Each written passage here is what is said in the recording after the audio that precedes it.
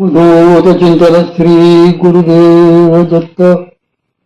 आता आज आपण काल म्हणून तैसे ते जाणावे मन राहते पाहावे राहेल तेथे रचावे आसन व्हायचे आसनाबद्दल पाहिलं. आज आपण शिवालयाचा अर्थ अशा जागीच मनाचा सुलभतेने लय शक्य आहे. परमपूज्य श्री मामा याचा फार सुंदर अर्थ सांगायचे. ते म्हणायचे की आपण बहुतेक सगळे गृहस्थाश्रमी साधक आहोत. आपण कुठे असा निघून मठ शोधला जाणार, आपण कुठे शिवालयात ध्यानासाठी बसायला रोज जाणार, दिवसातून कसा तरी एक तास साधण्यासाठी काढायला आमचे ओढाताण होते. तेथे आम्ही निगूढ मठ किंवा शिवालय शोधित कुठे जाणार. म्हणून माऊलींनी साधकांच्या विशेषतः गृहस्थाश्रमी साधकाच्या दृष्टीने या सांगण्याचा विशेष अर्थ दाखविला आहे. निगूढ मठ याचा अर्थ साधनेची अशी जागा की जी लोकांना दिसणार नाही. आपण जेव्हा आपल्या घरी पहाटे ब्राह्ममुहूर्तावर साधनेसाठी बसतो त्यावेळी सगळेजण जग शांत झोपलेले असते. आपल्याही घरातले सगळे अगदी गाढ झोपत असतात, साखर झोपत असतात. अशा वेळेला आपले घरच एक निगूढ मठ होते. येथे घर आहे की नाही हे सांगून सुद्धा समजणार नाही इतके ते शांत असते. तेच सकाळ झाली आणि आपला रोजचा कारखाना एकदा सुरू झाला की मग सांगायची वेळ येते की या घरात कधीतरी शांतता होती. म्हणून निगूढ याचा अर्थ लक्षात येणार नाही इतके शांत घर. ब्राह्ममुहूर्ताची ही जी शांतता असते ती जर साधकाला साधता आली तर त्याला निगूढ मठातच बसण्याचे श्रेय मिळते. शिवालय याचा अर्थ पवित्र असे मंदिर. ज्या घरात नेहमी प्रेमाने साधना होत असते ते शिवालय आहे. परमपूज्य श्री मामा सांगायचे की ज्या ठिकाणी आपल्या सद्गुरूंची प्रतिमा स्थापना आपण श्रद्धेने केली आहे आणि त्यांच्या समोर आपण जिथे नियमित साधन करत आहोत त्याची पूजा अर्चा करतो आहोत तोच संती वसुलीला होतो. कारण त्या ठिकाणी या संतांचे त्या सद्गुरूंचे प्रत्यक्ष सान्निध्य आपोआप होत असते. म्हणून या ज्या दोन्ही स्थिती सांगितलेल्या आहेत त्या आपल्याला अगदी घर बसल्याच मिळतात. पण आपल्याला त्याप्रमाणे त्यांचा लाभ घेता आला पाहिजे. आपल्याला ते शास्त्र कळले पाहिजे, नाहीतर काही उपयोग होणार नाही. अधिष्ठान प्रगट हवे. एकदा आम्ही परमपूज्य श्री मामांबरोबर एका सद्भक्तांच्या घरी गेलो होतो. त्यांच्या घरी स्वयंपाकघरात ओटा होता. त्याच्या बाजूला एक बारकेसे देवघर होते. त्या देवघरात दोन मूर्ती, एक फोटो आतमध्ये आणि बाहेरच्या बाजूला एक फोटो होता. स्वयंपाकाच्या फोडण्याची तेलकट वाफ रोजच्या रोज बसून आणि त्यावर काजळी साठून देव अदृश्य झाले होते. मूर्ती कोणाच्या, फोटो कोणाचे हे कळायला काहीच मार्ग नव्हता. त्या गृहस्थाने मोठ्या कौतुकाने परमपूज्य श्री मामांना आपले देव दाखवले. आपल्या घरी सद्गुरू आल्यावर त्यांना देवघर दाखवण्याची आपल्याला मोठी हौस असते ना. परमपूज्य श्री मामा त्यावर म्हणाले, अरे हा बाहेरचा फोटो कोणाचा आहे हे ऐकून तो काय केला नाही म्हणून डोके खाजवायला लागला. मग थोडा विचार करून तो म्हणाला, बरेच दिवसात बघितलाच नाही, काही आठवत नाही. परमपूज्य श्री मामा त्यावर म्हणाले, जरा तो फोटो पुसून स्वच्छ कर म्हणजे आपण काय आहे ते बघू. मग त्याने निरमा घेऊन तो फोटो घासून स्वच्छ केल्यावर आम्हाला कळले की तो मारुती रायांचा फोटो होता. तोपर्यंत त्यांचा अज्ञातवासच चाललेला होता. मारुती रायांना बाहेरचा तो साधक दिसत नव्हता आणि त्याला ते मारुतीराय दिसत नव्हते. असे असून सुद्धा त्यांची रोज पूजा चालू होतीच. याला माऊली म्हणतात. त्या जेथ अधिष्ठान प्रगट डोळा दिसे अशा सदरात घालता येईल काय. सद्गुरूंचे अधिष्ठान हे तर साधण्याच्या जागेच पाहिजेत, पण ते देखील नित्य जागते राहिले पाहिजे. कधीतरी षष्टी 6 मासी आठवण झाली म्हणून उदबत्ती लावली असाच भाग सहसा अनेकांकडे असतो. पुष्कळ वेळा आम्ही परमपूज्य श्री मामांच्या बरोबर त्यांच्या सद्भक्तांच्या घरी जायचो तेव्हा असे लक्षात यायचे की त्या घरी परमपूज्य श्री मामा येणार म्हणून हॉलमध्ये टिपॉयवर मुद्दाम ज्ञानेश्वरी काढून ठेवलेली असे. शिवाय अध्यात्माची 2-4 पुस्तकेही शेजारी. मग परमपूज्य श्री मामा मुद्दामच विचारायचे, काय रे रोज ज्ञानेश्वरी वाचतो का? त्यावर उत्तर द्यायचे, नाही हो मामा, आज तुम्ही येणार म्हणून काढून ठेवली. म्हटले, तुम्हाला लागली कदाचित तर असावी तशी. म्हणजे यांना त्याची गरज नाहीच.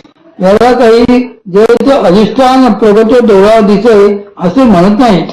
म्हणून साधकाचे घर साधनेच्या दृष्टीने राबते पाहिजे, गाजले पाहिजे.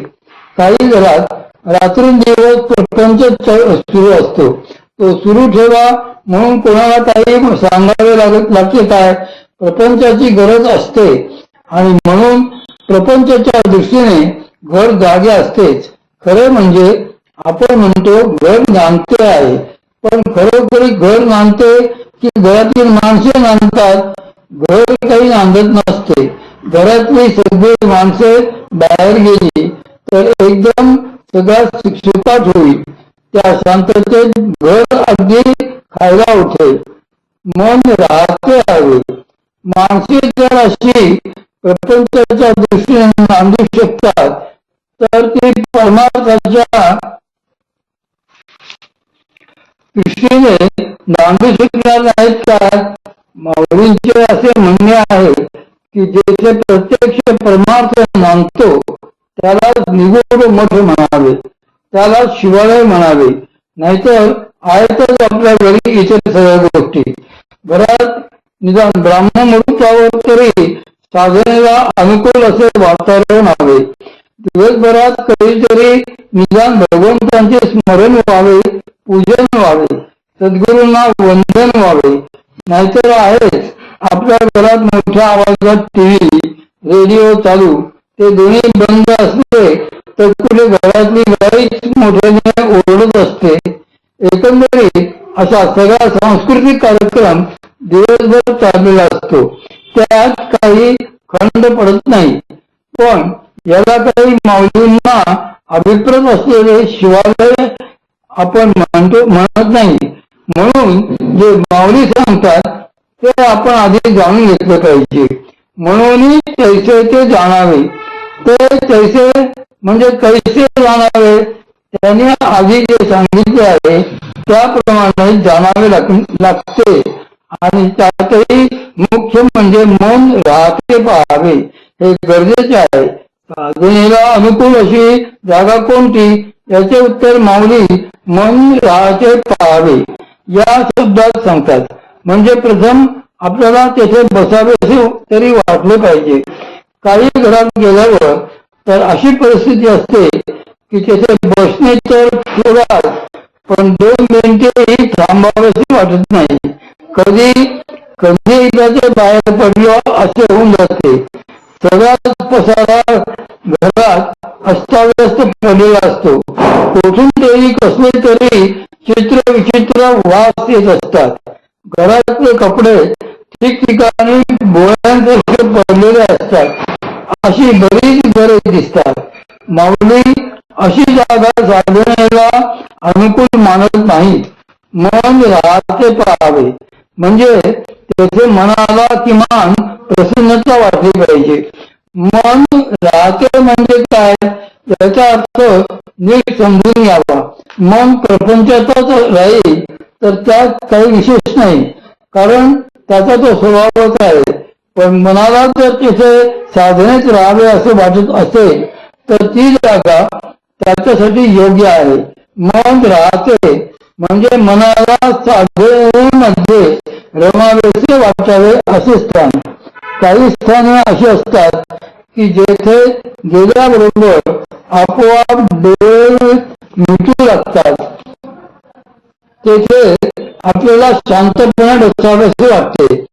आपल्या देशाबाहेरच्या सगळ्या जागा सोडून द्या, पण अशी अनेक क्षेत्रे आपल्या भारतातच आहेत. कारण ही पुण्यभूमी आहे. हाच अनुभव आपल्याला माऊलीत देखील येतो, कारण ते परमपूज्य श्री मामांचे तपस्थान आहे. त्यामुळे तेथेही असे स्पष्टपणे अनुभव येते की एखाद्याचे मन कितीही वेगळे असले, चित्त कितीही दुःखी असले आणि असा कोणी जर माऊलीत येऊन बसला तर आपोआपच त्याचे मन शांत व्हायला लागते. मनातल्या विचाराचा, चिंतांचा आपोआप विसर पडायला लागतो आणि मन भगवंतांचाच विचार करू लागते. मन परमपूज्य श्री मामांचा विचार करायला लागते. ते हळूहळू शांत होत जाते आणि कधी आपोआप मिळले जातात तेच कळत नाही. आसन आणि आसीन असे अनेक लोकांचे रोजचे अनुभव बघितले की आपल्याला कळते प्रपंचामध्ये खूप गडबड झाल्यामुळे ज्यांना काही सुचेनासे होते ते माऊलीत येऊन शांतपणे बसले की त्यांना बरे वाटते. हा अनुभव त्यांना कसं काय येतो तर मन राहते तावे, त्यांचे मन तेथे स्थिर व शांत राहते आणि जेथे राहते तेथे राहेल तेथे रचावे असे नाहीसे. तेथे आपले मन शांत होते, साधनेकडे ओढ येते. अशा ठिकाणीच आपले आसन रचावे. येथे माऊलींचा एक विशेष शब्द आलेला आहे, रचावे. यावरून पहिल्यांदाच हे स्पष्ट होते की ते ज्या आसनाबद्दल बोलत आहेत ते आसन म्हणजे आपण ज्याच्यावर बसतो ते आहे. हे कसे रचायला पाहिजे यावर सांगतात की वरी चौकट मृगसेवडी, माझी धुतवस्त्राची घडी, तळवटी अमोडी कुशांकुर. आता माऊली आसनाच्या रचना पद्धतीचे वर्णन करीत आहेत. यात देखील एक नियम सांगितला आहे की ज्या श्लोकावरची टीका आहे त्या श्लोकात भगवंतांनी आसन रचनेचा क्रम सांगितला आहे की शैलाजी कुशोत्तरम. हाच क्रम लक्षात घेऊन त्यावर माऊली जे येथे सांगतात त्यात मात्र एक खोट आहे. भगवंत जो क्रम सांगतात तोच क्रम तसा माऊली सांगत नाहीत. त्या क्रमात थोडा बदल केलेला आहे. आसन आणि आसीन असे दोन भाग प्रयोगात येतात. आसन म्हणजे ज्याच्यावर बसायचे ते व आसीन होऊन म्हणजे त्यावर बसून. साधनेच्या उन्नत स्थितीमध्ये देह हा आसन होतो व जीव आसीन. पुढे पुढे साधकाचे मन आसन होते व चैतन्य आसीन. म्हणून माऊली 15व्या अध्यायात त्या स्थितीचे वर्णन करताना म्हणतात की आता हृदय हे आपुले चौफाळून या भळे, वरी बैसवू पाऊले श्री गुरूंची. साधनेच्या प्रगल्भावस्थेत साधकाचे हृदय अंतःकरण हेच आसन होते आणि त्यावर सद्गुरु पावलांच्या रूपाने भगवती शक्तीच आसन होते. हीच अत्युत्तम अवस्था साधकाला साधनेने प्राप्त करून घ्यायची असते. आसनांचा भिन्न क्रम श्री भगवंतांनी असे सांगितले आहे की आसन पवित्र अशा जागेत देशात स्थापित करून त्यावर बसावे आणि ते आसन कसे असावे तर नात्युच्छित्तम नातिनिचम. ते फार उंच नसावे तसेच फार खोडे नसावे. नंतर ते म्हणतात चैलाजिन कुशोत्तरम. येथे चैल म्हणजे दूध वस्त्र, अजिन याचा अर्थ प्राण्याचे कातडे आणि कुश उत्तरम म्हणजे शेवटी गर्भ असा क्रम त्यांनी सांगितलेला आहे.